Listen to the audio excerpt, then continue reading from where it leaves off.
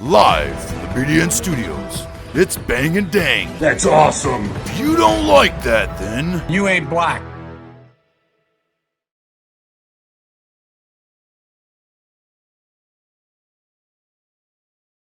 Welcome back to Battles of the American Civil War with your hosts, Bang and Dang, and we made it. Did it. To Chancellorsville. Really did. Very important battle. Especially for the Confederates, considering this is also known as Lee's Perfect Battle. Well, they need to pick me up her. I don't know. Why would it be? It couldn't be considered Lee's Perfect Battle when he lost one of his guys, first of all. Well, One of his major guys. But nevertheless, it was because he's a fucking strategic genius, apparently. yeah.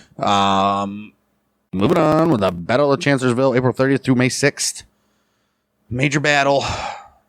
It's the principal engagement of the Chancellorsville campaign, clearly. As mentioned before, Lee's perfect battle it's known as because his risky decision to divide his army in the presence of a much larger enemy force resulted in a significant Confederate victory. Right. In the eastern theater of the war, the objective of the Union had been to advance and seize the Confederate capital, Richmond, which they've been trying to do for 3 years. In the first 2 years of the war, 4 major attempts had failed.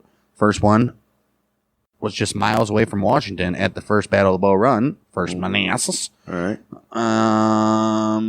Which we know McClellan sucks. All right. And he had to withdraw as usual. And was forced to turn back in the 7 Days Battle by Robert E. Lee. Yeah, so Lee's working out for him so far.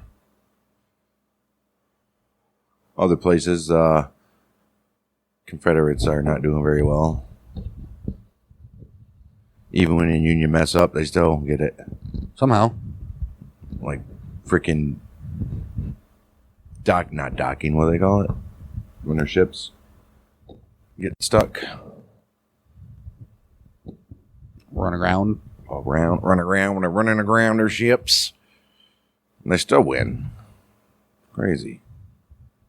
That very summer, Major General John Pope's Army of the Virginia was defeated at the Second Battle of Bull Run, which we did. Finally, in December 1862, Major General Ambrose Burnside's Army of the Potomac attempted to reach Richmond by way of Fredericksburg. Oh, that Fredericksburg. But was defeated at the Battle of Fredericksburg. January 1863, the Army of the Potomac, following the Battle of Fredericksburg and the Himalayan monster. And the humiliating Mud March. Everybody remembers the Mud March. That suffered rising desertions and plunging morale. Like, dude, what the hell's going on here? Even the president was like, we need something fast. I'm tanking in the polls, boys. Right. Major General Ambrose Burnside decided to conduct a mass purge of the Army of Potomac's leadership, eliminating a number of generals who he felt were responsible for the disaster at Fredericksburg.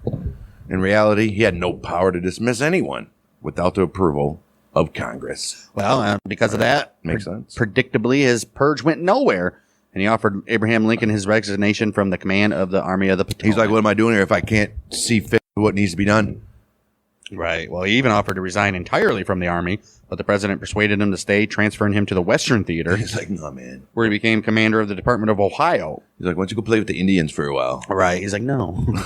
Burnside's former command, the 9th Corps, was transferred to the Virginia Peninsula, a movement that prompted the Confederates to detach troops from Lee's army under Lieutenant James Longstreet, a decision that would be consequential in the upcoming campaign. Longstreet wasn't a bad general himself. Decent. He just did Suffolk, didn't he? Wasn't he Suffolk? Something like that, somewhere around there. Abraham Lincoln had become convinced that the appropriate objective for his Eastern Army was the army of Robert E. Lee, and he was convinced right. Not any geographic features such as a capital city, but he and his generals knew that the most reliable way to bring Lee to a decisive battle was to threaten his capital. Right. Lincoln tried a 5th time with a new general on January 25th, 1863. Major General Joseph Hooker, a man with pugnacious reputation, pugnacious? Sure. With a pugnacious reputation, who had performed well in previous subordinate commands. Well, guess what? With Burnside's departure, Major General William B. Franklin left as well. Franklin had been a staunch supporter of George B. McClellan and refused to serve under Hooker because he disliked him personally And also because he was senior to Hooker in rank. Right. obviously. He's like, now you want me to serve under this guy? Right. I don't think so. Major General Edwin B. Sumner stepped down due to old age. He was 65, and he had poor health. That's 65, pretty good in 1863. Right. I'll say so, right? Well, he was reassigned to a command in Missouri, but died before he could assume it. Oh, Sumner. Or no. Yeah, that's that one, remember? No, that other one who got promoted and then died on his way. Was it Sumner? I think it was Sumner. Brigadier General Daniel Butterfield was reassigned from command of the 5th Corps to be Hooker's chief of staff. Hooker embarked on a much-needed reorganization of the Army, doing away with Burnside's Grand Division system, which had proved unwieldy. He also no longer had sufficient senior officers on hand that he could trust to command multi-corps operations.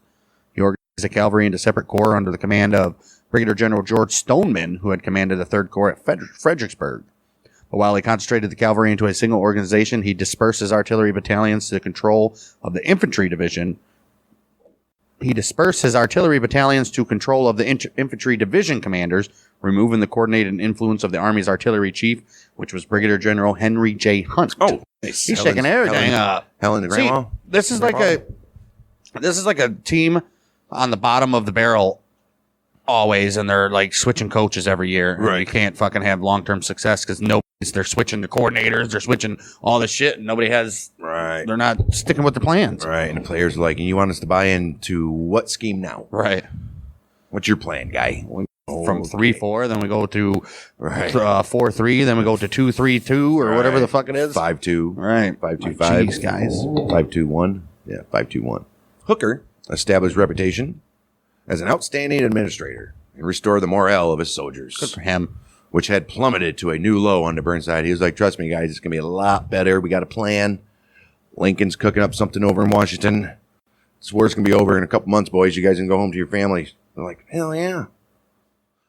Among his changes were fixes. Some of them like, man, but I'm from the South, so I don't want to go back. Among his changes were fixes to the daily diet of the troops, camp sanitary changes as well, improvements in accountability of the quartermaster system, addition of and monitoring of company cooks. Nice. Well, Yeah, you got to monitor them. Right, They're make not sure- making shit. Right. There are several hospital reforms and improved furlough system. Okay, look at that shit. Orders to stem rise and desertion. And he was like, we don't need this. Here's, come on, man.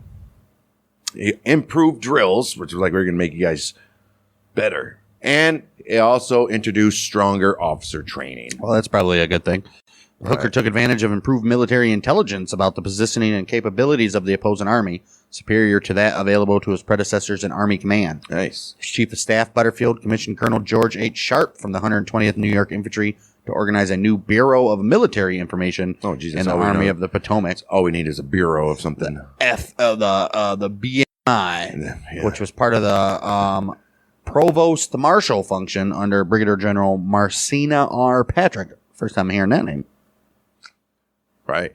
Previously, intelligence gatherers such as Alan Pinkerton and his detective agency gathered information only by interrogating prisoners, deserters, contrabands, which are slaves, and refugees. I know these guys are some gruesome mofos, man. If you guys ever heard about Pinkertons and you don't know who they are, check them out. Do we got a show about them? Nope. Okay, weird. We got a show with them in it several times. Many times. The new BMI added other sources, including infantry, cavalry, reconnaissance, spies, scouts, signal stations, aerial balloon corps. Wow, this guy's going all out. He's like, that's how we got to do it. As he received the more complete information correlated from these additional sources, Hooker, he realized that if he were to avoid the bloodbath of direct frontal attacks, which were features of the battles of Antietam and more recently Fredericksburg, he could not succeed in his crossing of the Rappahannock, except by stratagem. Yeah, he don't need. That's the thing. The South's guys were more inferior on direct combat, man. Oh no, clearly not. No, when they get up close, because Direct frontal attacks are fucking the Union right now, right? Because they're not flanking around and getting on the outs and coming around them like they should. The Southerners were, when you get head on, man, these guys were some fighters. Yeah, exactly. You don't want to do that.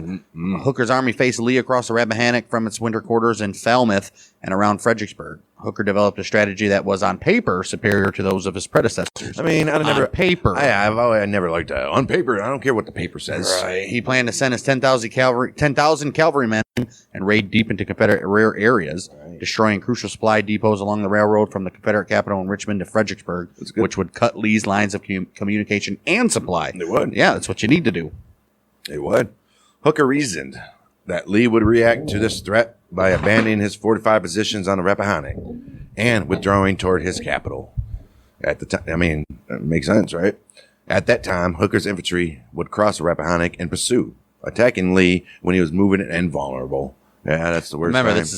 this is all on paper so far. Stoneman attempted to execute this turning movement on the 13th of April, 1863, but heavy rains, which happens a lot, made the river crossing site at Sulphur Spring impassable. Lincoln lamented, "I greatly fear it is another failure already." Like, damn, dude, who can I get to command this damn Army of the Potomac? The weather has caused havoc on the Union's, even a couple Confederate attacks. Even when the weather's not coming into play, they all suck. Right. Hooker was forced to create a new plan for a meeting with Lincoln. Secretary of War Edwin M. Stanton and General Chief Henry W. Halleck. He wanted this meeting to be in Aquia. Clearly, Aquia, we had this battle. Aquia? Yeah. And he wanted that to be on April 19th. He's like, we all need to get that out of the boys. Let's do it. Well, Hooker's second plan was to launch both his cavalry and infantry simultaneously in a bold double envelopment of Lee's army. Stoneman's cavalry would make a second attempt at a steep strategic raid, but at the same time, 42,000 men in 3 corps, which were the 5th, the 11th, and 12th Corps, would stealthily march to cross the Rappahannock River upriver at Kelly's Ford. Okay. They would then proceed south and cross the Rapidan at Germanna and Eli's Ford, concentrate at the Chancellorsville crossroads, and attack Lee's army from the west. Hey. While they were underway, 10,000 men and 2 divisions from the 2nd Corps would cross at the U.S. Ford and join with the 5th Corps in pushing the Confederates away from the river. Oh, shit. Second half of the double envelopment was to come from the east, which was 40,000 men and 2 corps, which was the 1st and 6th, under the overall command of John Sedgwick. We got ourselves an army here, Yes. boys. And they would cross the Rappahannock below Fredericksburg and threaten to attack Stonewall Jackson's position on the Confederate right. Well, So they're coming middle and both sides, dude. That's what you need to do. Take them all on. Yeah, but they're only bringing up like 10,000. And they want to go from the rear too. So you go middle, sides, rear. You're fucked. They're Right. fucked. And they did it right because they're only bringing certain, like only 10,000 up the middles, but bringing in heavy forces on. Well, 40,000 men's going to go on towards each side. Yeah. Holy shit, dude! There's like almost 100,000 in this battle just for the Union. We still got 25,000 remaining. Wow. The remaining 25,000 men, which were the 3rd Corps and 1 division of the 2nd Corps, would remain visible in their camps at Falmouth to divert Confederate attention from the turning movement. Right. Hooker anticipated that Lee would either be forced to retreat, in which case he would be vigorously pursued, or would be forced to attack the Union Army on unfavorable terrain.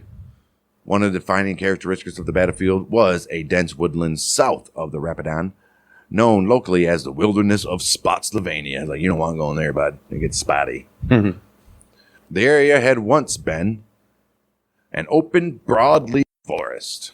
But during colonial times, the trees were gradually cut down to make charcoal for local pig iron furnaces. All right. You got to do what you got to do. When supply of wood was exhausted, the furnaces were abandoned, and secondary forest growth developed, creating a dense mass. That's usually happens. All that's just thick ass shit, man. It's crazy. Creating a dense mass of brambles, thickets, vines, and low-lying vegetation. It was just a pain in the Meaning ass. you're not walking through it. And if you are, you're slow as shit. The little thickets and the vines is what you get you. Right. Well, Catherine Furnace, which was abandoned in the 1840s, had recently been reactivated to produce iron for the Confederate war effort. This area was largely unsuitable for the deployment of artillery and the control of large infantry formations, which would nullify some of the Union advantage in military power. I don't like that word. What? Nullify? Yeah. It was important for Hooker's plan that his men move quickly out of this area and attack Lee in the open ground to the east. There were 3 primary roads available for this east to west movement, or west to east movement. Right. The Orange Plank Road, the Orange Turnpike, and the River Road. Confederate dispositions were as follows. Rappahannock line at Fredericksburg was occupied by Longstreet's 1st Corps Division of Lafayette McLaws on Mars Heights, with Jackson's entire 2nd Corps to the right. Early's division was at Prospect Hill, and the divisions of Rhodes, Hill, and Colston extended the Confederate right flank along the river almost to Skinker's Neck. Nice, Skinker's Neck. All right. The other division present from Longstreet's Corps, Anderson's, guarded the river crossings on the left flank. Stuart's cavalry was largely in the Culpeper County near Kelly's Ford. You don't want to mess with Stuart's cavalry either. Those are some bad mofos. Yeah, we've seen that. This is beyond the infantry's left flank, though. That's where they're at. April 27th to the 28th, the initial 3 corps of the Army of Potomac began their march under the leadership of Slocum. Yeah. They crossed the Rappahannock and Rapidan rivers as planned and began to concentrate on April 30th around the hamlet of Chancellorsville, which was little more than a single large brick mansion at the junction of the Orange Turnpike and the Orange Plank Road. That was it, huh? You call it Chancellorsville? I guess so. Built in the early 19th century, it had been used as an inn on the turnpike for many years, but now served as a home for the Francis Chancellor family. Some of the family remained in the house during the battle. They're like, yeah, it's pew, pew, pew. They just named their own little thing, Chancellorsville. Yeah, this is a town, boys, or a village. Hooker arrived. Hamlet. Who? Hamlet. Hamlet? Yeah. That's what it's called. Called Hamlet? It's a hamlet. That's what it's called? Yeah. Hamlet's like a little, not even a village. Little group. Hooker arrived late in the afternoon on 30th of April. Made the mansion his headquarters. He's like, thank you, Francis Chancellorville? Chancellor? Now make me some coffee. And where's the library? And I'll take your oldest daughter, please. Right. Stoneman's cavalry began on 30th of April, with the second attempt to reach Lee's rear. 2 divisions of the 2nd Corps crossed at U.S. Ford on April 30th without opposition. By dawn on the 29th of April, pontoon bridges spanned the Rappahannock south of Fredericksburg, and Sedgwick's force began to cross. He's like, let's go, boys. Sedgwick's, we haven't heard him in a while. Nope. Pleased with the success of the operation so far, and realizing that the Confederates were not vigorously opposing the river crossings, Hooker ordered Sickles to begin the movement of the 3rd Corps from Falmouth the night of the April 30th through May 1st, morning of May 1st. May 1st, Hooker and approximately 70,000 men concentrated in and around Chancellorsville. Oh, my, that's an army. I don't even show you. Look at they're all Everywhere. one line. In his Fredericksburg headquarters, Lee was initially in the dark about the Union intentions, and he suspected that the main column under Slocum was heading towards Gordonsville. Ooh, why? Well, Jeb Stuart's cavalry was cut off at first by Stoneman's departure on April 30th, but they were soon able to move freely around the Army's flanks on their reconnaissance missions after almost all their Union counterparts had left the area. As Stuart's intelligent information about the Union River crossings began to arrive, Lee did not react as Hooker had anticipated. He decided to violate one of the generally accepted principles of war and divide his force in the face of a superior enemy, hoping that the aggressive action would allow him to attack and defeat a portion of Hooker's army before it could be fully concentrated against him. Right. He's already done this before. Right. And also this puts in jeopardy the Union's plan of flanking in on each side. Right. Takes away their And also, overall power. There's obviously a huge risk because They could be hammered you can get fucking overrun quick. with no backup. That's rough shit, bud. Man, he became convinced that Sedgwick's force would demonstrate against him, but not become a serious threat. So he ordered about four-fifths of his army to meet the challenge from Chancellorsville. He left behind a brigade under Brigadier General William Barksdale on a heavily fortified Mars Heights behind Fredericksburg, and one division under Major General Jubal A. Early on Prospect Hill south of the town. These roughly 11,000 men and 56 guns would attempt to resist any advance by Sedgwick's 40,000 men. He ordered Stonewall Jackson to march west, link up with Major General Richard Anderson, which had pulled back from the river crossing they were guarding and began digging earthworks on a north and south line between the Zone and Tabernacle churches. Okay, that's cool. McLaw's division was ordered from Fredericksburg to join Anderson. This would amass 40,000 men to confront Hooker's movement east from Chancellorsville. Oh, shit. So you got yourself an army there, too. Heavy fog along the Rappahannock maxed some of these westward movements, and Sedgwick chose to wait until he could determine the enemy's intentions. That fog, man, when you're on those rivers, man, a lot of fog, you know what I mean? Yep. Well, the Army of Potomac, commanded by Major General Joseph Hooker, had 133,868 men, 413 guns, organized as follows. Jeez. The 1st Corps, commanded by Major General John Reynolds. 2nd Corps, commanded by Major General Darius Couch. 3rd Corps, commanded by Major General Daniel Sickles. 5th Corps commanded by Major General George Meade. Hey. The 6th Corps commanded by Sedgwick. The 11th Corps commanded by Major General Oliver Howard. And the 12th Corps commanded by Major General Slocum. And then we have the Cavalry Corps commanded by Major General George Stoneman with the divisions of his people. Yep. And plus, obviously, they all got people that are manning their divisions and shit. So, if you've been keeping up, you would know who their people are. Because it's basically the same for every... Well, not basically. Right. Okay. Especially, 100% Lee's army. Nothing's changed with these guys. The Confederate was like, we'll see your 12 corps and only give you 2. But General Robert E. Lee's Northern Virginia Army fielded 60,298 men. Wow, heavily outnumbered, dude. Terribly. 220 guns. And this is organized as followed. 1st Corps commanded by Lieutenant General James Longstreet. 2nd Corps commanded by Lieutenant General Stonewall Jackson. And he has his cavalry, which is Jeb Stuart. You already know that. Yep. I mean, these guys are all 3 of these guys. And you got your usuals there. Right. Hood, Pickett. Right. Hill, Early. Where's D.H. Hill? Not in this, huh? Yep. A.P. Hill's there. Not D.H. though. No, I think he's in the Western Front. Maybe. All's quiet. Right. Chancellorsville campaign was one of the most lopsided clashes of the war, with the Union's effective fighting force more than twice of the Confederates. Right. And they had twice the number of guns. Dude. Which was the greatest imbalance during the war in Virginia. Hooker's army was much better supplied and was well rested after several months of inactivity as well. Lee's forces, on the other hand, were poorly provisioned and were scattered all over the state of Virginia. Some 15,000 men of Longstreet's corps had previously been detached and stationed near Norfolk in order to block a potential threat to Richmond from federal troops stationed at Fort Monroe and Newport News on the peninsula, as well at Norfolk and Suffolk. Which, in my opinion, probably made Lee's forces even more motivated because they're like, dude, fuck this. These guys have just been sitting there on their asses, and we've been actually doing shit. We need to win. We need to take some of their supplies. He ain't getting. By late March, Longstreet's primary assignment became that of gathering provisions for Lee's forces from the farmers and planters of North Carolina and Virginia.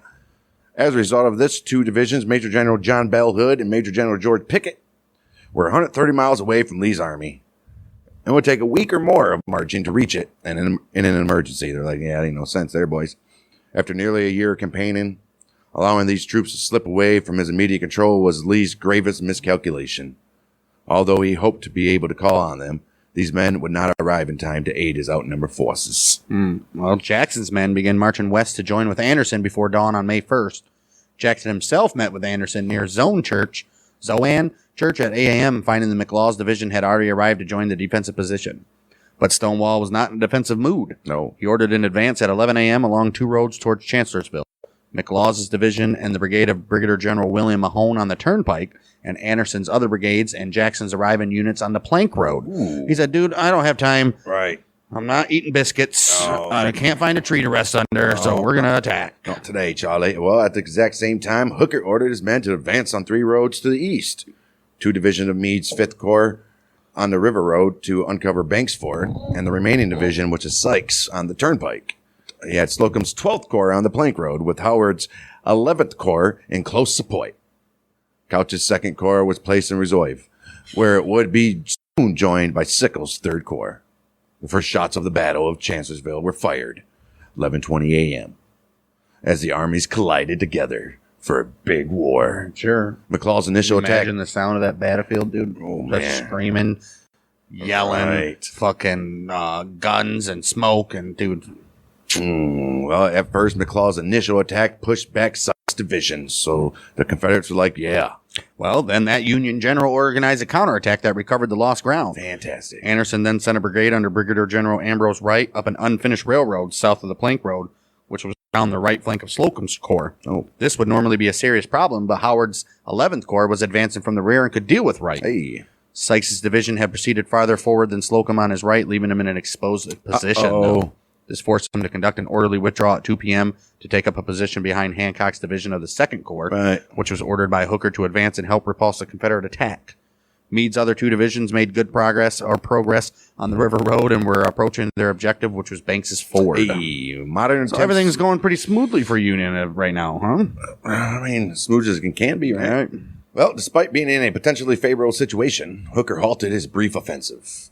His actions may have demonstrated his lack of confidence in handling of the complex actions of such a large organization for the first time. Here we go. He had been an effective and aggressive division corps commander in previous battles, though, with little guys like, what, a couple thousand probably? Right. But he had also decided before beginning the campaign that he would fight the battle defensively, forcing Lee with his small army to attack his own.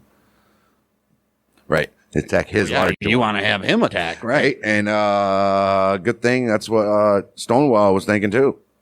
Right. Jackson was like, or was it Longstreet?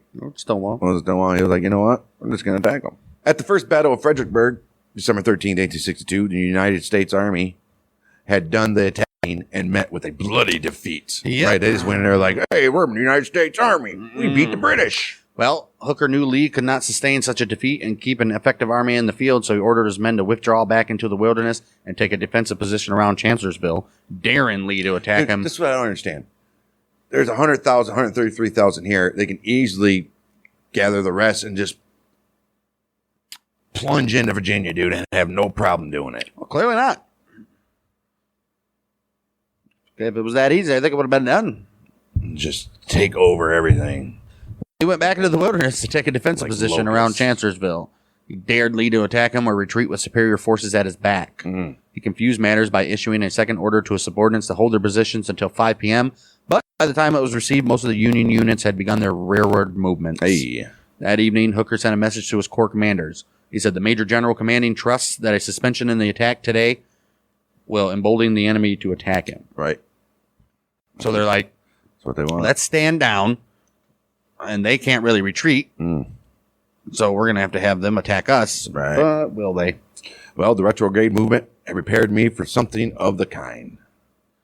But to hear from Hooker's own lips that the advantages gained by the successful marches of his lieutenants were to culminate in fighting a defensive battle, and that nest of thickets was too much.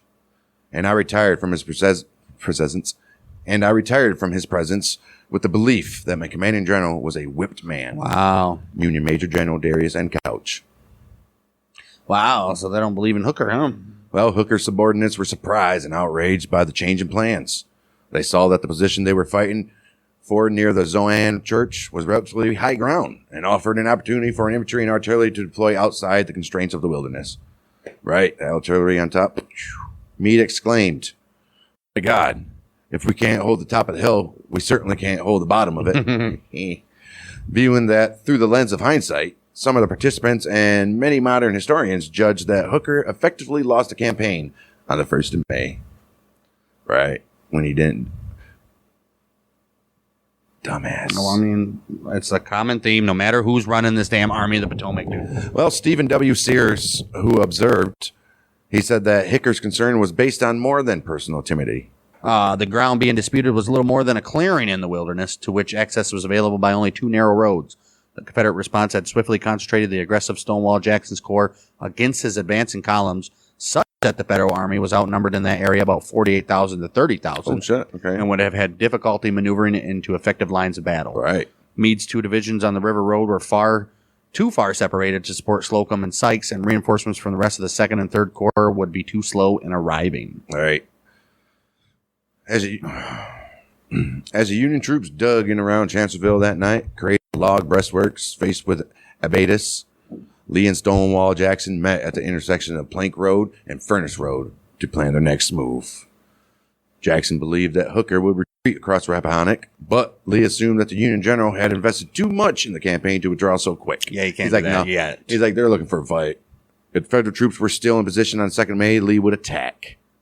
As they discussed their options, Cavalry Commander Jeb Stuart arrived with an intelligence report from his subordinate, Brigadier General Fitzhugh Lee. He's like, check this shit out, bud. The other Lee. Right. Although Hooker's left flank was firmly anchored by Meade's 5th Corps on the Rappahannock, and his center was strongly fortified, his right flank was, quote-unquote, in the air. Howard's 11th Corps was camped on the Orange Turnpike extending past Wilderness Church and was vulnerable to a flanking attack. Investigations of a route to be used to reach the flank identified the proprietor of Catherine Furnace, Charles C. Welford, who showed Jackson's cartographer Jedediah Hotchkiss, a recently constructed road through the forest that the Union guys didn't know about, which would shield marchers from the observation of Union pickets. You were not Look at this guy. If it wasn't for old Charles Welford, huh? Right.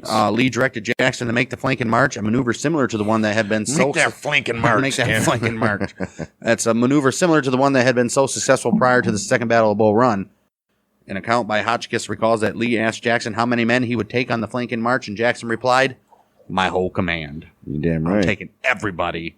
Morning of May 2, Hooker began to realize that Lee's action on the 1st of May had not been constrained by the threat of Sedgwick's force at Fredericksburg, so no further deception was needed on that front. He decided to summon the 1st Corps of Major General John F. Reynolds to reinforce his lines at Chancellorsville. His intent was that Reynolds would form up to the right of the 11th Corps and anchor the Union right flank on the Rapidan River.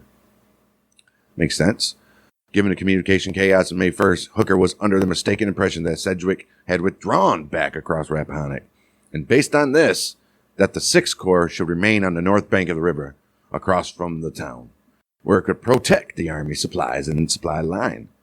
In fact, both Reynolds and Sedgwick were still west of the Rappahannock, south of the town. Wow, poor communication. Right, come on. It's not that hard, guys. Just get a hold of each other. Hooker sent his orders at 1:55 a.m., expecting that Reynolds would be able to start marching before daylight, but problems with his telegraph communications delayed the order to Fredericksburg until just before sunrise. What kind of problems? Problems. Reynolds was forced to make a risky daylight march.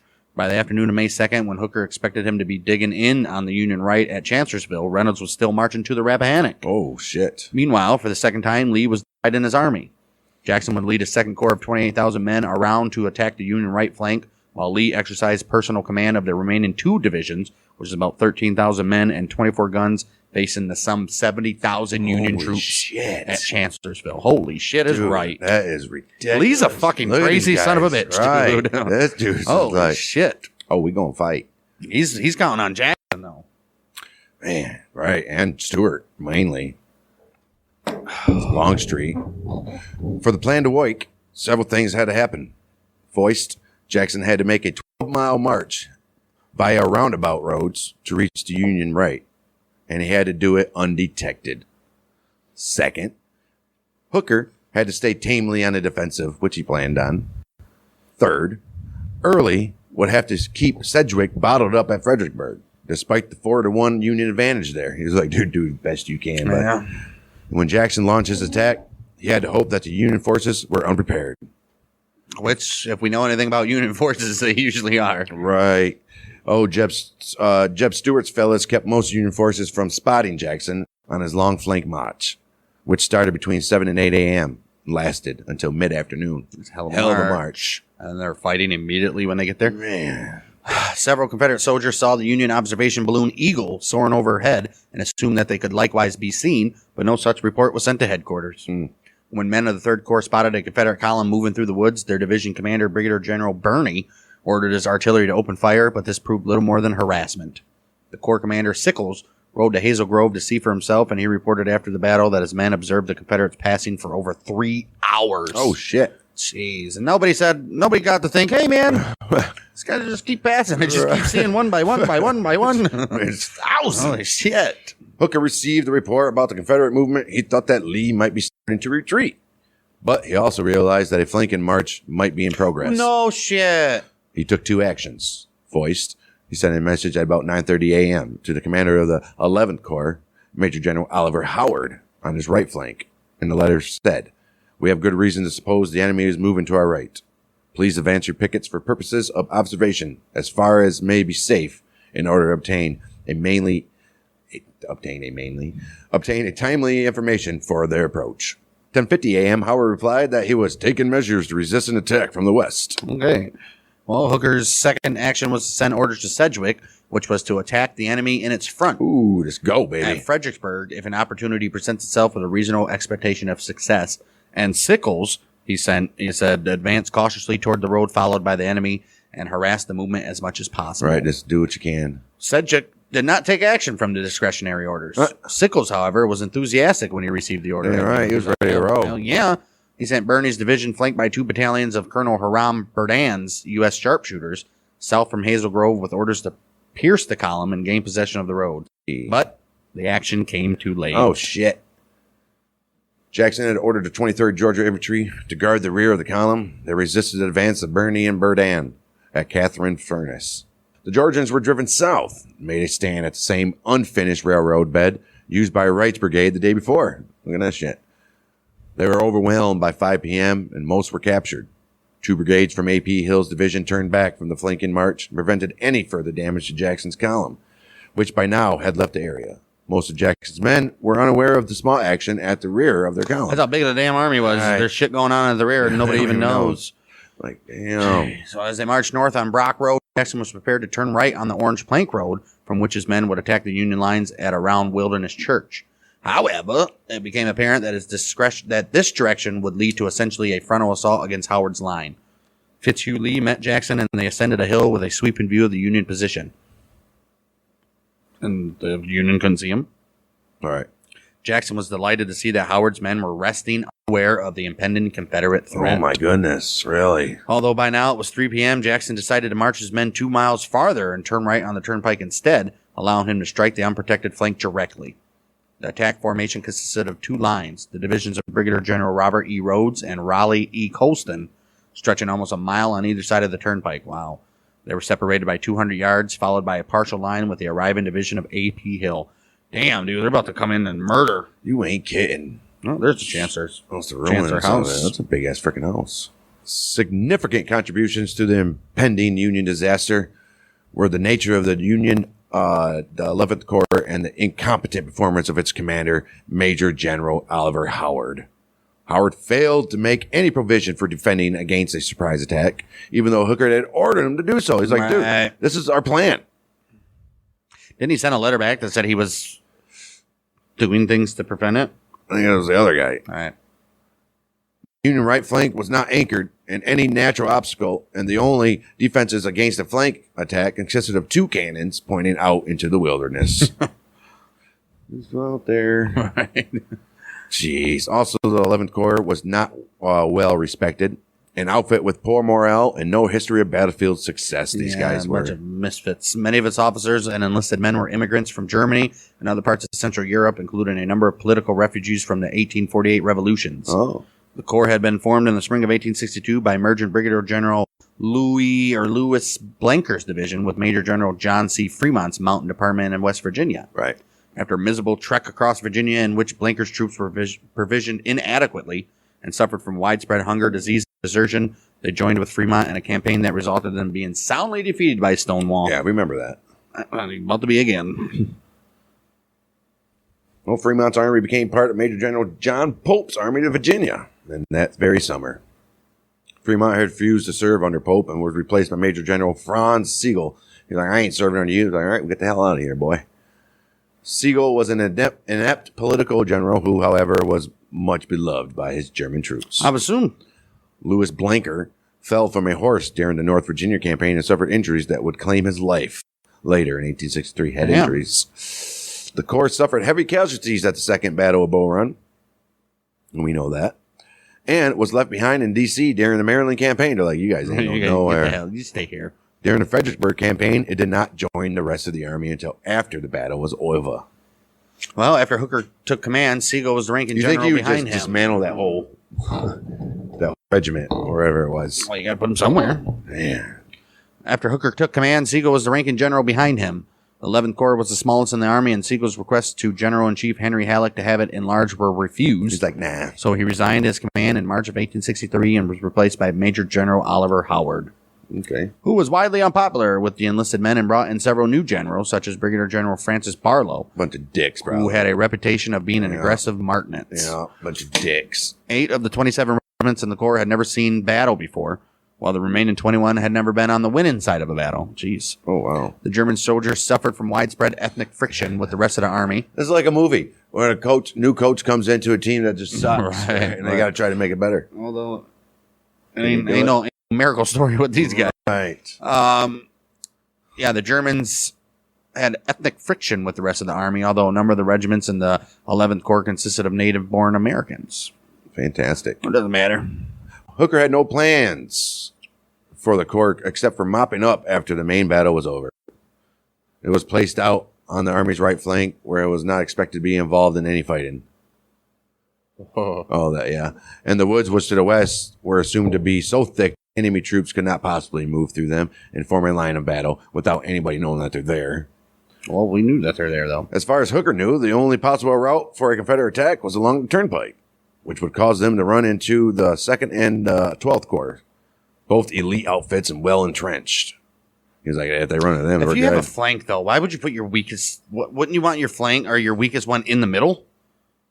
That way, you have people around them that are actually good. You just hope it don't come to putting those guys out there, though.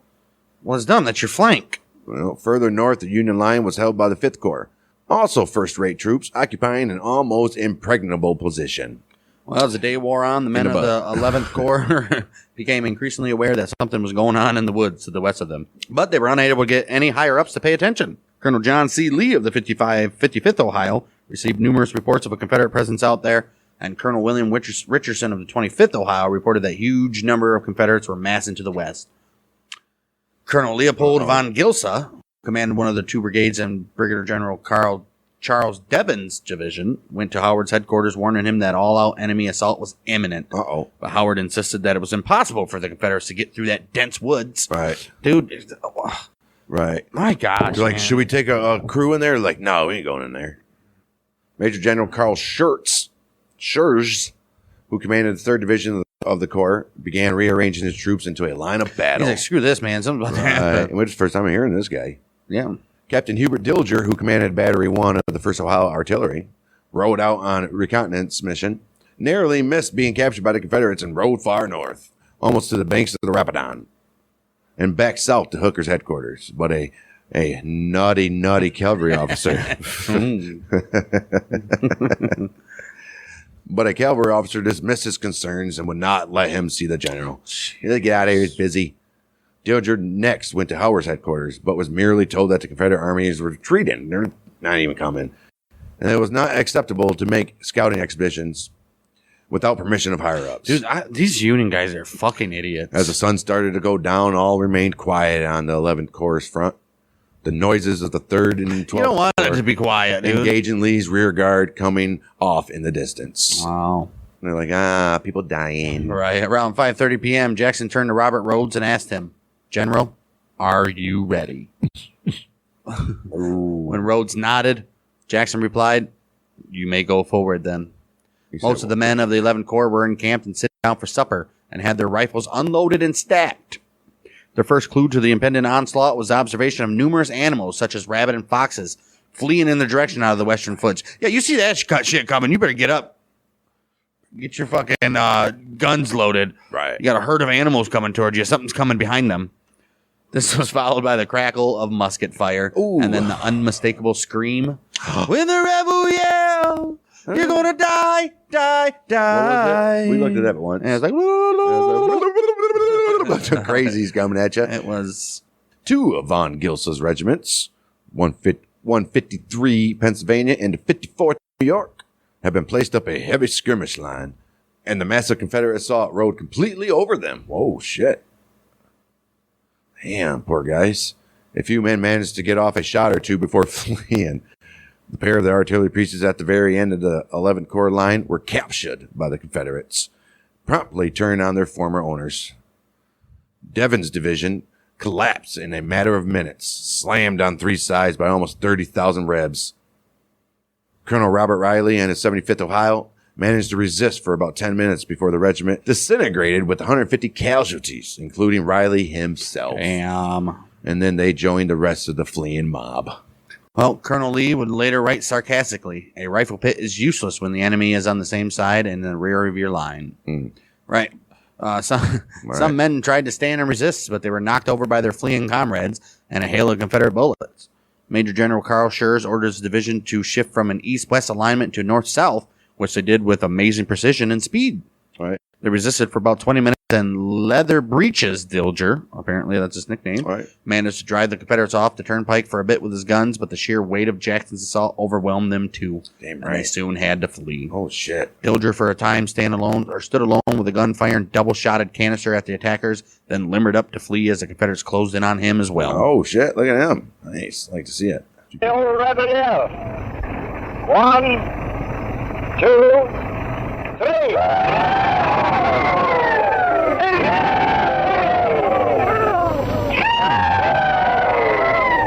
Charge 'em, boys, charge 'em.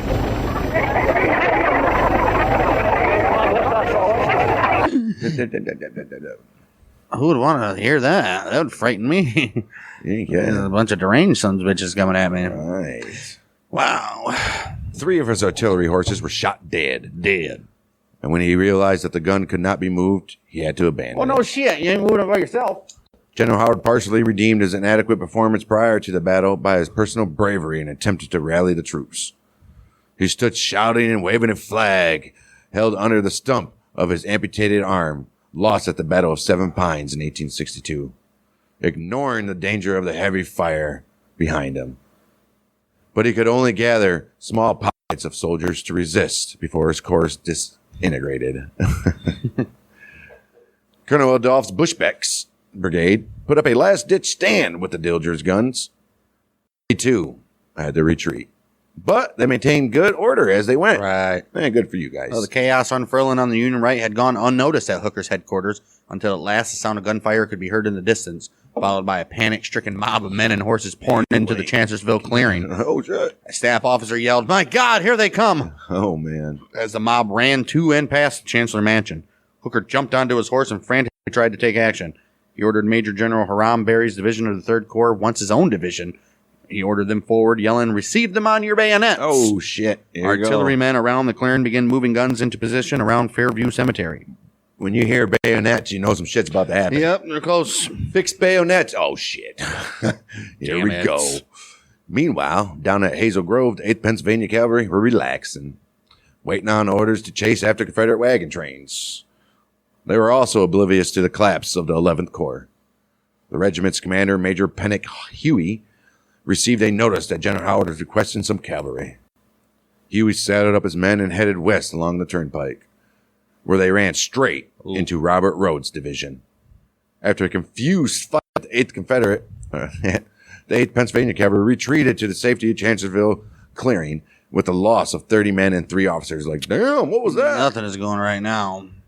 Well, by nightfall, the Confederate 2nd Corps had advanced more than 1.25 miles to within sight of Chancellorsville, but darkness and confusion were taking their toll. Confusion. And this is what happens. Oh, The man. attackers were almost as disorganized as the routed defenders. Right. Although the 11th Corps had been defeated, it had retained some coherence as a unit.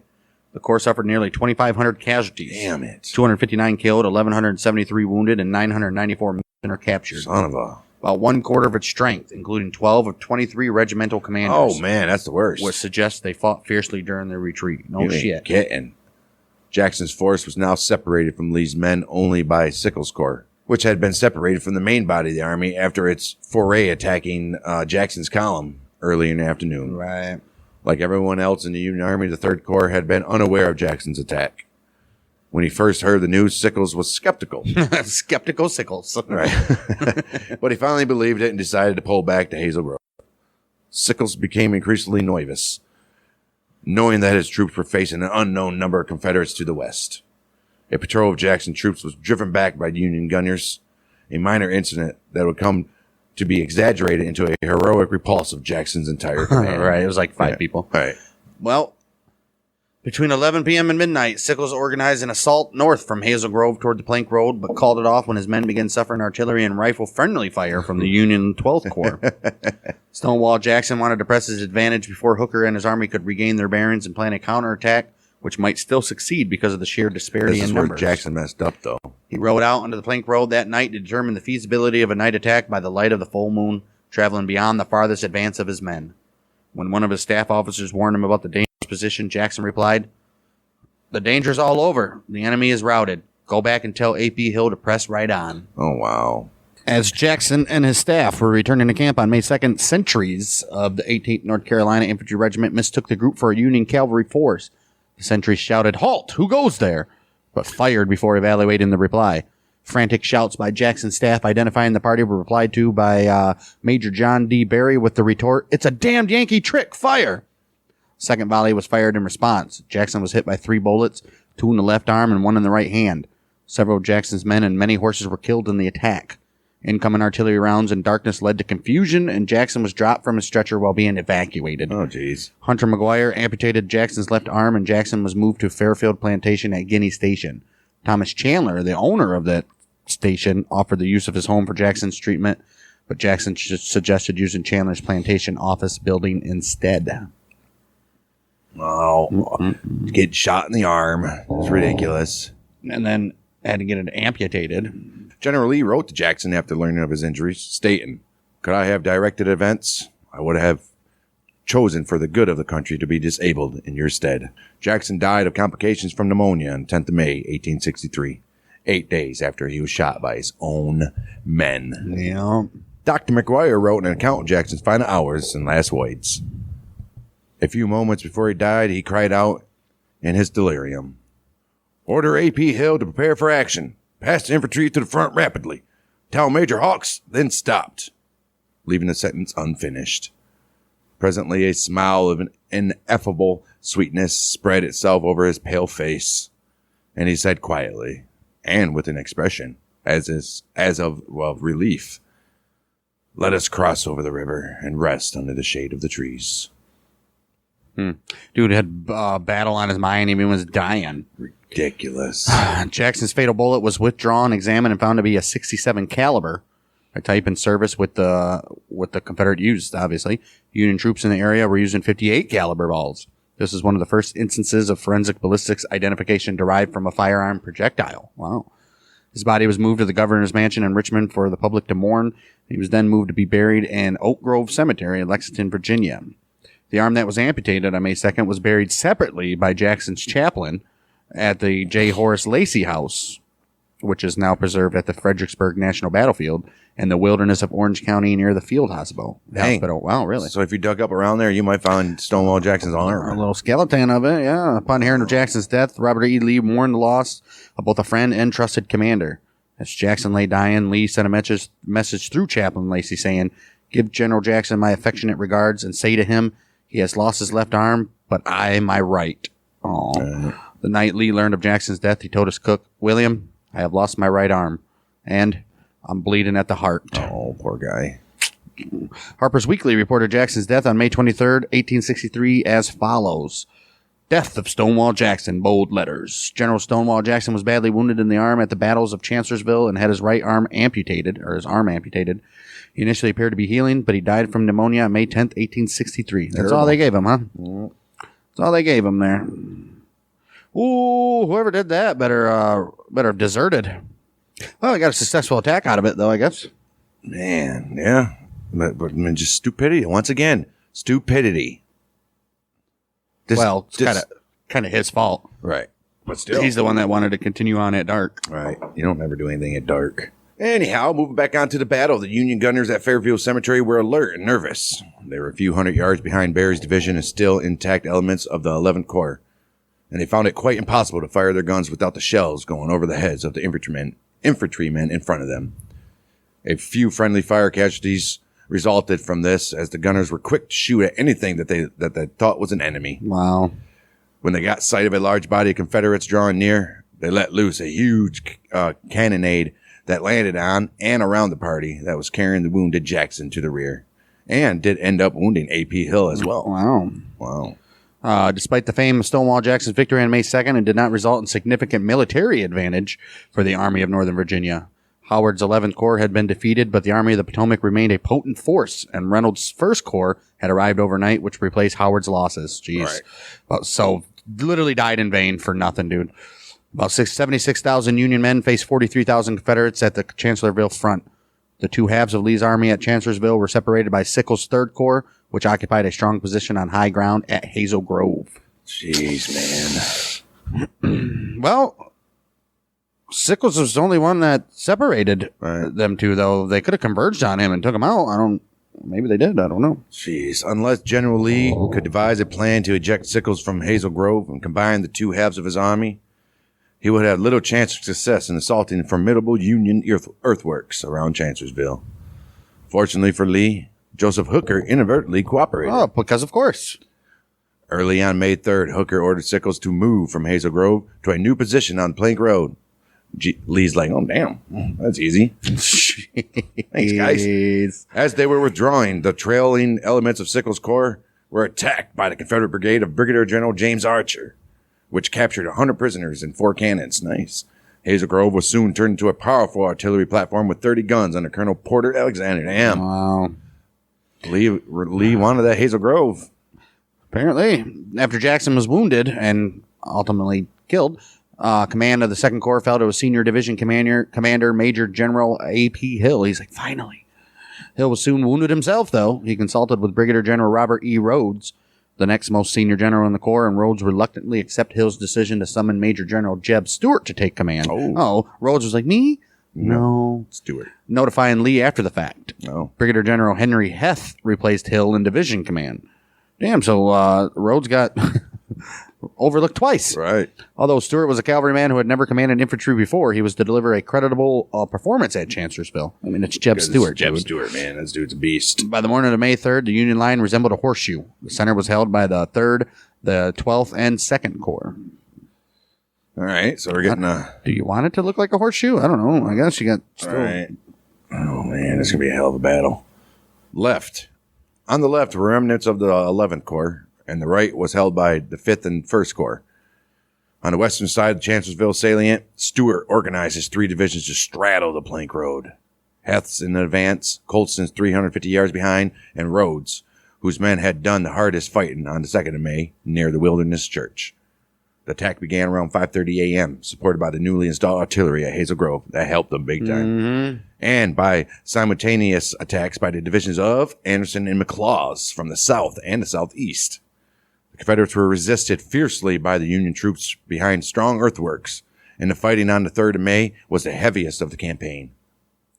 The initial waves of the assaults by Heth and Colston gained a little bit of ground, but they were beaten back by the Union counterattacks. You put up a fight so far. Rhodes sent his men in last, and this final push, along with the excellent performance of the Confederate artillery, carried the morning battle. How often have we ever heard that? Right. Confederates and artillery and excellent performance. Right.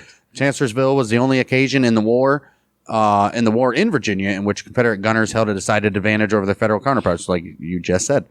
Confederate guns on Hazel Grove were joined by 20 more on the plank road to duel effectively with the Union guns on neighboring Fairview Hill, right, causing the Federals to withdraw as ammunition ran low and Confederate infantrymen picked off the gun crews. You kidding? Okay. Damn, dude, it's just like not even fair right now. Well, now you got heavy hearts on the Confederate side saying, let's do this for Stonewall, babies. Well, they don't know he's dead yet, though. Right, it's true, but still, let's do this for Stonewall, babies. Fairview was evacuated 9:30 a.m., briefly recaptured in a counterattack, but by 10 a.m., Hooker ordered it abandoned for good. Wow. The loss of this artillery platform doomed the Union position at Chancellorsville, the crossroads as well.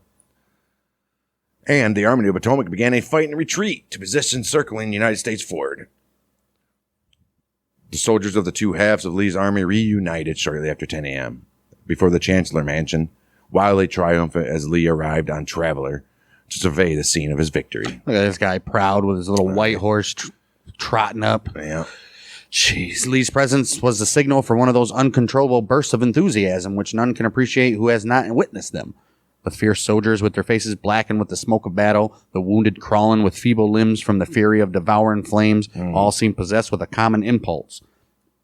One long, unbroken cheer in which the feeble cry of those who lay helpless on the earth, blended with the strong voices of those who still fought, rose high above the roar of the battle and hailed the presence of a victorious chief. Oh, shit. Look at He that. sat in the full realization of all that soldiers dream of, triumph. And as I looked at him in the complete fruition of the success which his genius, courage, and confidence in his army had won, I thought it must have been from some such scene that men in ancient days ascended to the dignity of gods. Said by Charles Marshall, Lee's military secretary and aide-de-camp to Lee. Nice. Wow. That's nice words for old Lee, huh? This guy was like in awe. He was like, Right. oh, my. At the height of the fighting on the 3rd of May, Hooker suffered an injury at about 9:15 a.m. when a Confederate cannonball hit a wooden pillar he was leaning against at his headquarters. Oh, jeez. That's what you get. He later wrote that You got time to lean, you got time to clean, damn it. he later wrote that half the pillar violently struck him in an erect position from my head to my feet. He likely received a concussion, which was sufficiently which were sufficiently severe to render him unconscious for over an hour. Holy shit. Although clearly incapacitated after he arose, Hooker refused to turn over command temporarily to his second in command, Major General Darius N. Couch. He's like, I don't think so. With Hooker's chief of staff, Major General Daniel Butterfield, and Sedgwick out of communication, again due to the failure of telegraph lines, there was no one at headquarters with sufficient rank or stature to convince Hooker otherwise. Right, and he's delirious, don't even know what the hell's going on. And these guys are like, dude, we could do it. But no. This failure may have... we got to get those redcoats. Right. Like, dude, that was War of 1812. Right. You weren't even born yet. This failure may have affected Union performance over the next day and may have directly contributed to Hooker's seaman lack of nerve and timid performance throughout the rest of the battle. Meanwhile, at about 7:30 a.m. near Chancellorsville, the 3rd Corps, 2nd Division Commander Major General Hiram Berry was killed by Confederate muskets. Damn. Brigadier General Gershom Mott, next in seniority, was also severely wounded about that time. Believing himself to be next in command, Brigadier General Joseph Warren Revere, who was the grandson of old Paul, assumed command of the division. He's like, the rebels are coming. Right. Dude, the Union is like disheveled here, man. What's the fuck going on? These big battles, dude, they just suck. Right. It's been being out-tillered. Artillered? Artillered? I mean, come on.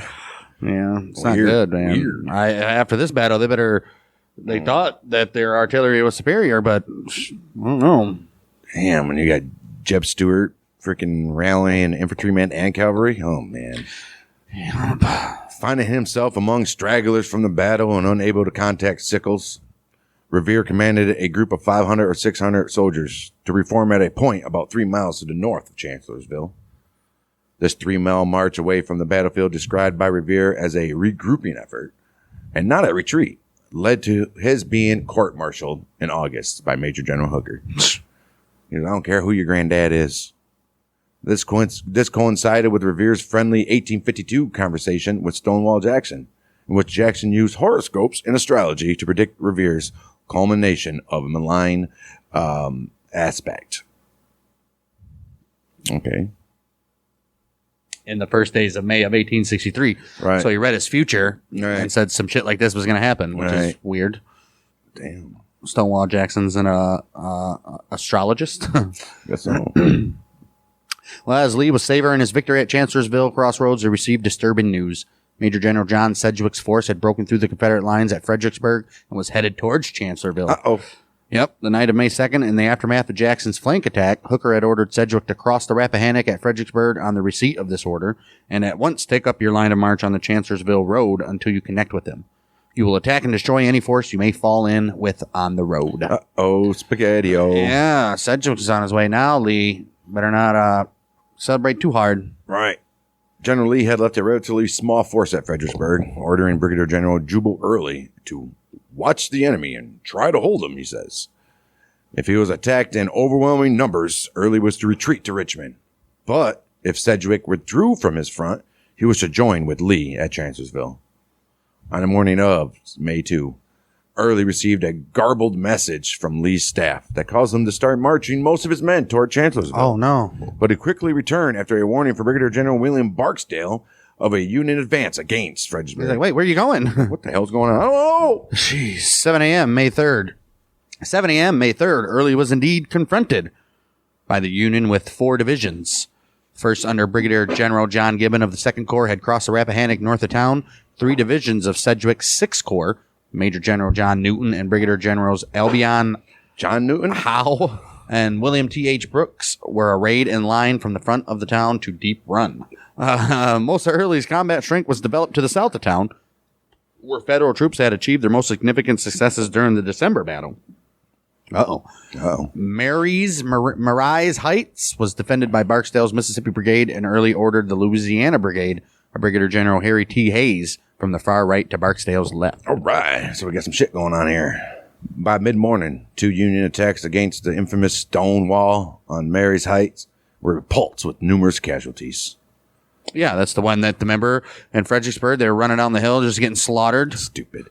A Union party flag under truce was allowed to collect the wounded. But while close to the stone wall, they were able to observe how sparsely the Confederate line was manned. Wow, that's so stupid. They should have Right. put everybody in front just for that point. Right.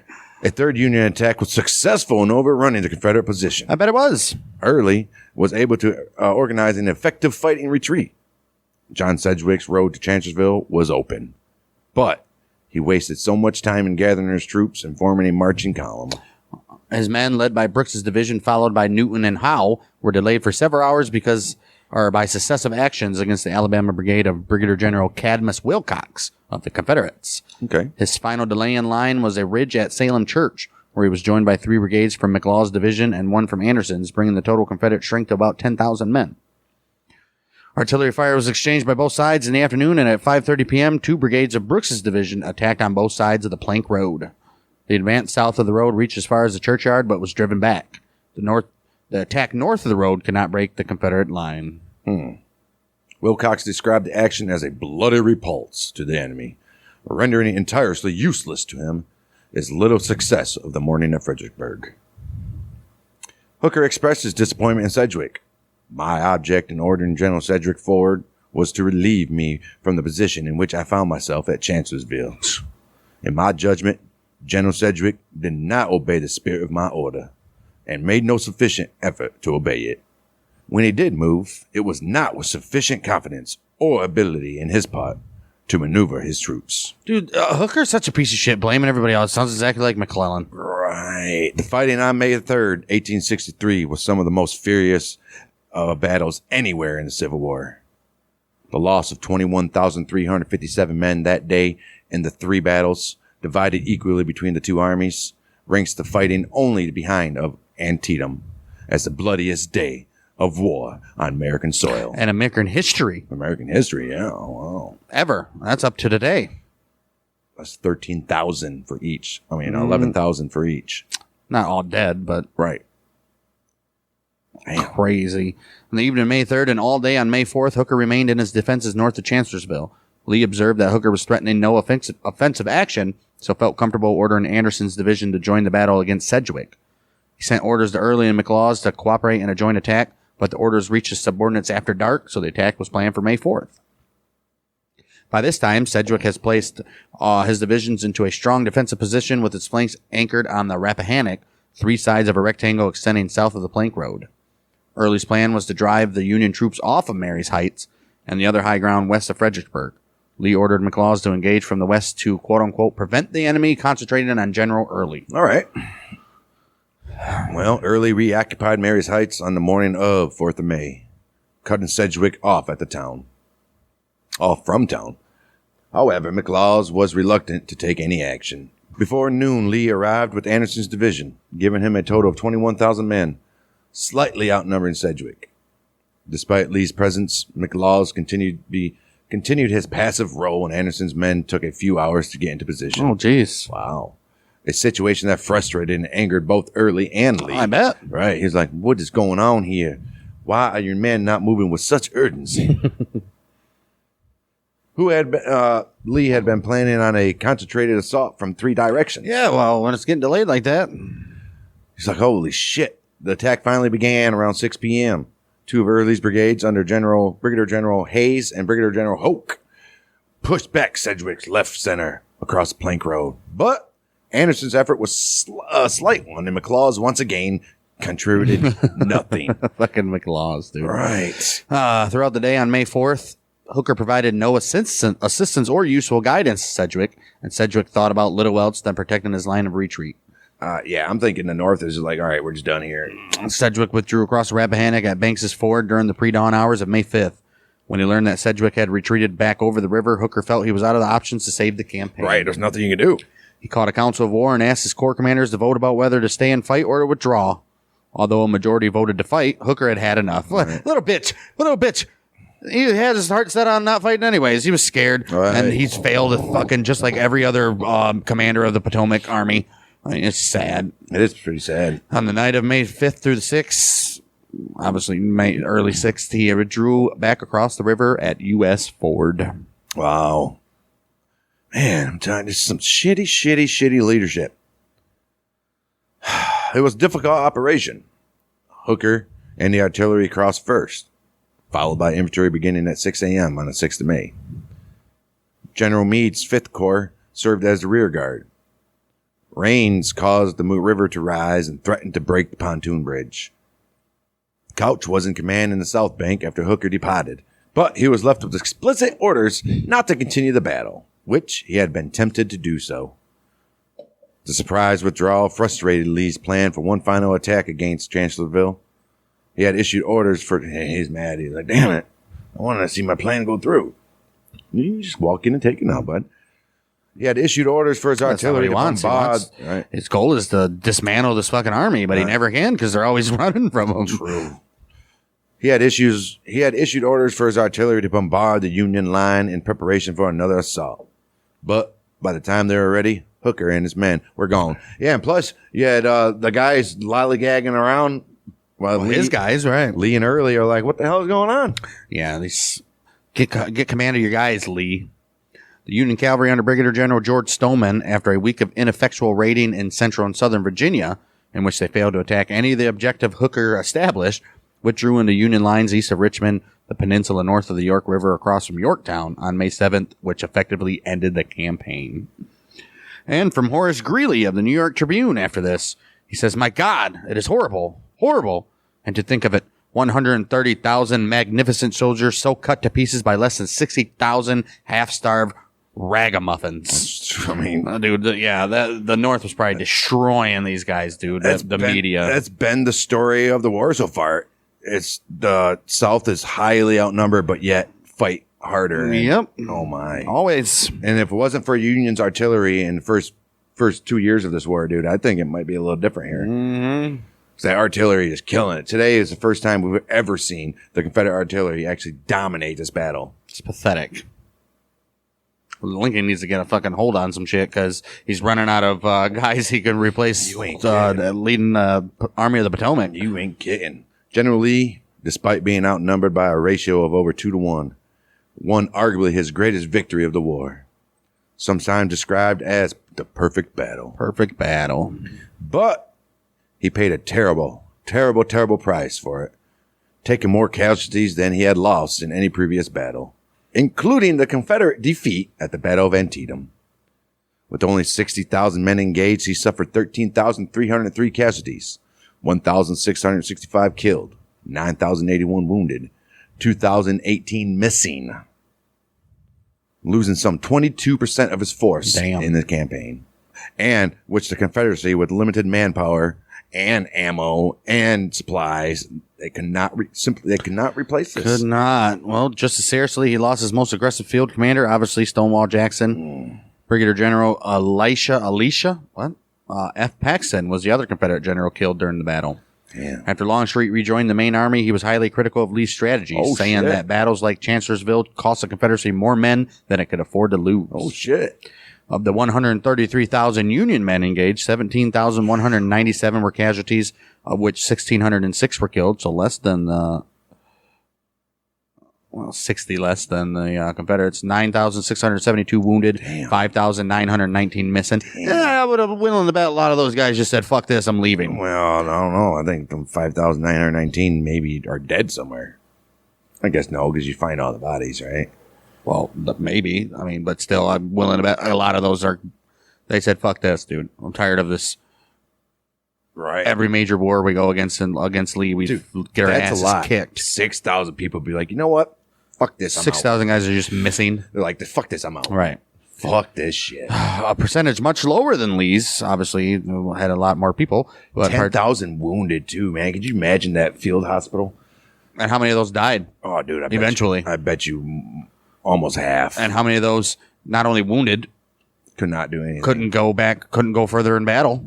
Right. You're talking about, this is one of those times where the field hospital is literally mounds of body parts that they've had to cut off. Yeah, limbs everywhere. Just fucking staph infections reeking through the whole thing. All you hear is screams and fucking, dude. So this number of 17,197 casualties is actually, you can pretty much say that's how many were killed. They're dead, but the number. That's how much they lost. That's why they're called casualties, right? So that's boom, damn, that's nuts, dude. 17,000 in 4 days. And the Confederates, 12, 13. Oh, okay. See. Oh, okay. This number includes 4,000 men of the 11th Corps who were captured on May 2nd. Whoa. But still. So that's out of the missing, would it be? Right? Yeah, captured. So still 1,900 missing? That's still a lot.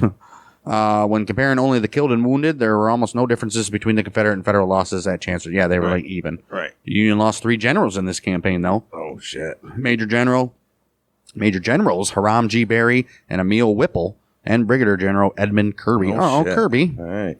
Poor guy. Well, Major General Hooker, who began the campaign believing he had 80 chances in 100 to be successful. I'll give myself a B-. He lost the battle through miscommunication, the incompetence of some of his leading generals, most notably Howard and Stoneman, but also Sedgwick. Oh, no. I'm tired of them blaming everybody else, dude. It's fucking clearly Hooker was an idiot. But mostly through the collapse of his own confidence. Hooker's errors included abandoning his offensive push on the 1st of May and ordering Sickles to give up Hazel Grove and pull back on the 2nd May. Yeah, that was the one. When he let the Confederates join back up. I mean, what an idiot, dude. At Hazel Grove is at the artillery place right there where the Confederates just pounded them. Once they got Hazel Grove. Well, yeah, but Sickles, that was the only one that he was standing in between the two halves of the Confederates. Right. Man, that was rough. Big mistake. He also erred in his disposition of forces, despite Abraham Lincoln's exhortation. This time, put in all your men, he says. Some 40,000 men of the Army of the Potomac scarcely fired a shot. Wow. Later asked why he had ordered a halt to his advance on May 1st, Hooker is reputed, or whatever, to have responded, quote unquote, for the first time, I lost faith in Hooker. Wow. Douchebag, referring to yourself in the third person. Right. First person, third person, whatever. Third. However, Stephen W. Sears, the historian guy, has categorized this as a myth. He says nothing has been more damaging to General Joseph Hooker's military reputation than this, from John Bigelow's The Campaign of Chancellorsville. What the fuck? I guess he's citing some book. A couple months later, when Hooker crossed the Rappahannock, actually the Potomac, get it right, with the Army of the Potomac in the Campaign of Gettysburg, he was asked by General Doubleday, says, Hooker, what was the matter with you at Chancellorsville? Hooker answered frankly, Doubleday, for once, I lost confidence in Hooker. Either way, he said it. So how's a myth there, Stephen Sears? Stupid. Okay. Well, Sears' research has shown that Bigelow was quoting from a letter written in 1903 by an E.P. Halstead, who was on the staff of Doubleday's 1st Corps Division. There is no evidence that Hooker and Doubleday ever met during the Gettysburg campaign, and they could not have done so since they were dozens of miles apart. Finally, Doubleday made no mention of such a confession from Hooker in his history of the Chancellorsville campaign, which is published in 1882. And you think he would have, right? Right. Sears also concludes this. It can only be concluded. It can only be concluded that 40 years after the event, you piece of cunt. It can only be concluded that 40 years after the event, elderly ex-staff officer Halstead was at best retailing some vaguely remembered campfire tale, and at worst manufacturing a role for himself in histories of the campaign, right? Like, I gotta get myself in these stories. Right. Whatever Joe Hooker's failings at Chancellorsville, he did not make publicly known. All right. I probably believe that, yeah. Lincoln later told Connecticut Representative Deming that he believed the war could have been terminated at Chancellorsville had Hooker managed the battle better. Lincoln, the war could have been terminated a year ago. Yeah. Specifically, he says, when Hooker failed to reinforce Sedgwick after hearing his cannon. However, he added, I do not know that I could have given any different orders had I been with them myself.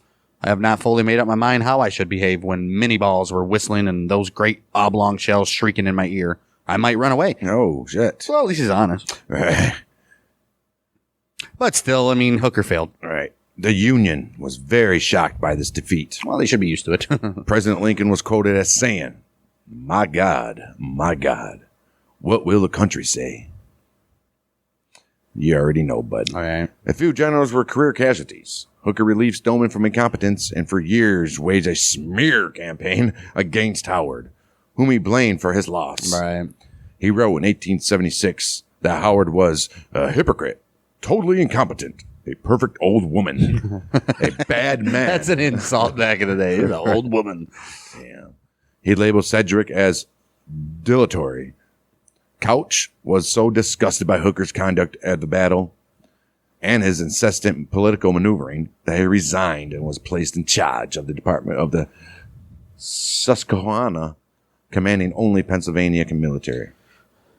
President Lincoln chose to retain Hooker in command of the army, but the friction between Lincoln, General-in-Chief Halleck, and Hooker became intolerable in the early days of the Gettysburg campaign, and Lincoln relieved Hooker of command on June 28th, just before the battle. Wow. One of the consequences of Chancellorsville at Gettysburg was the conduct of Daniel Sickles, who undoubtedly recalled that the terrible consequences of withdrawing from Hazel Grove when he decided to ignore the commands of his general and moved his lines to the second day of battle to ensure that a minor piece of high ground, the Peach Orchard, was not available. What the fuck am I reading? Oh, no. Right. He said from withdrawing from Hazel Grove really screwed us. Yeah, he's saying I shouldn't have withdrew.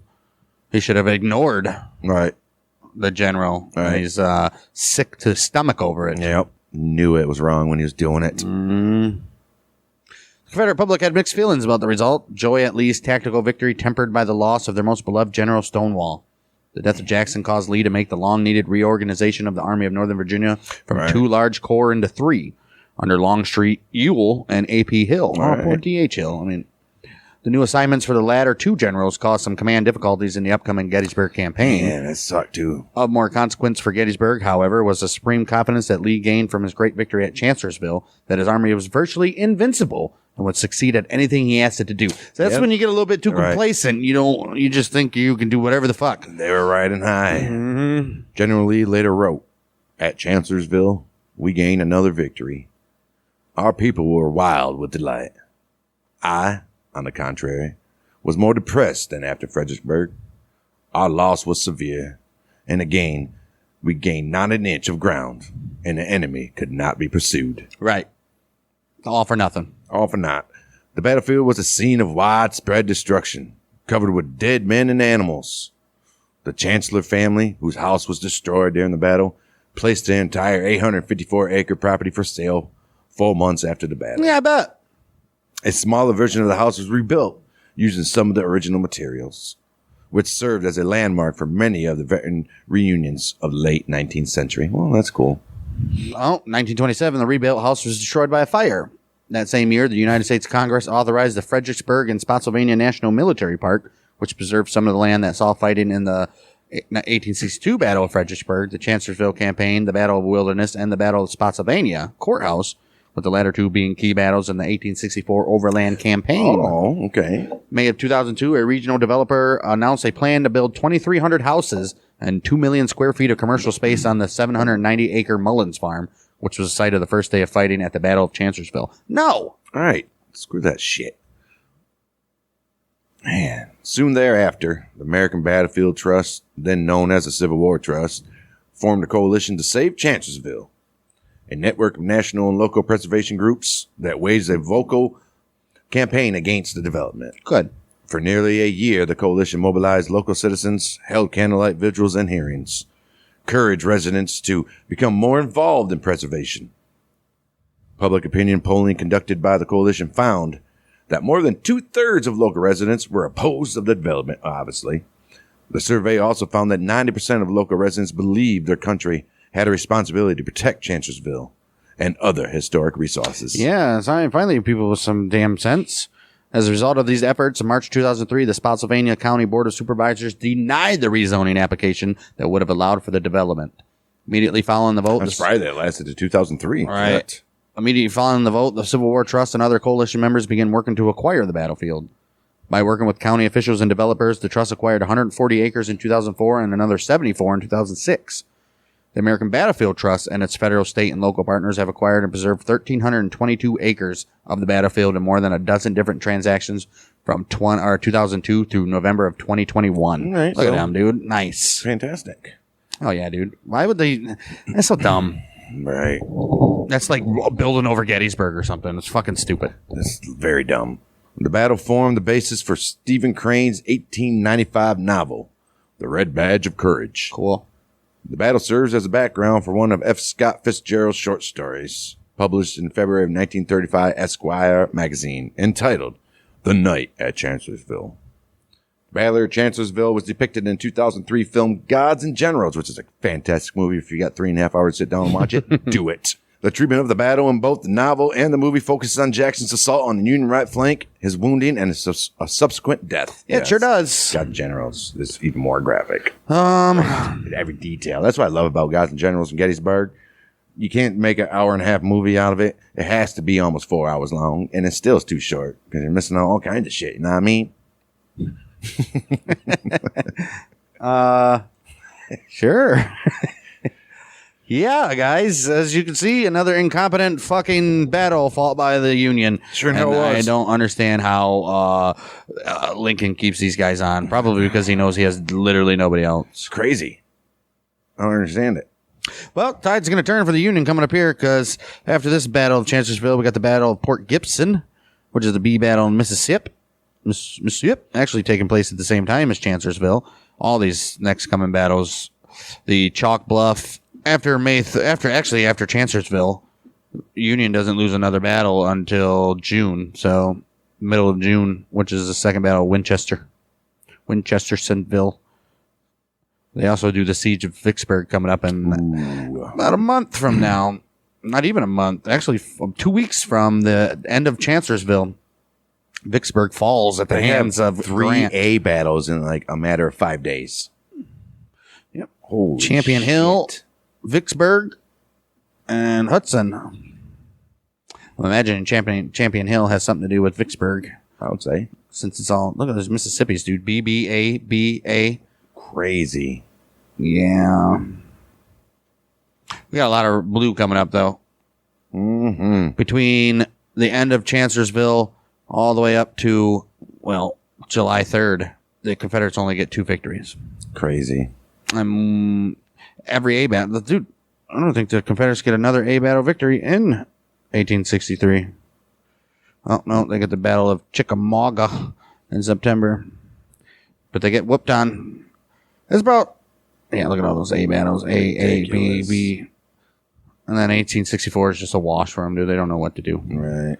It's But over. we got a long ways to go and a long time to get there. Confederates are gonna fuck it up. Yep. With that, we shall see you next time for probably another 2, 3, 4 battles, somewhere around there, I would imagine. I don't know. We got a couple B's and A's coming up, so it might only be like 1 or 2 per episode coming up. But we'll see. We got that. Don't forget to go check out patreon.com/bangdang to see this on video version and at least 2 days early before the free podcast version comes out. Also ad free. So if you're interested in that, $2 a month. And plus you get Outlaws and Gunslingers and This Week in Sports History for the same price, all in video, all ad free. And go check out our YouTube channel, Bang Dang Network. Not only just to support us if you want to support us, but if you guys are fans of darts, we got a dart season going on that we started up over there. By the time you guys hear this, we're probably 7 or 8 released on YouTube, but we've already got about 15 or 16 episodes in the books, so we're almost actually at the end of our season, which you want to know what the season is, just go to our YouTube. Right. All the rules and shit are there. But other than that, we'll be back for some more battles of this American Civil War. We are the Month of Michiganders with Bang Dang.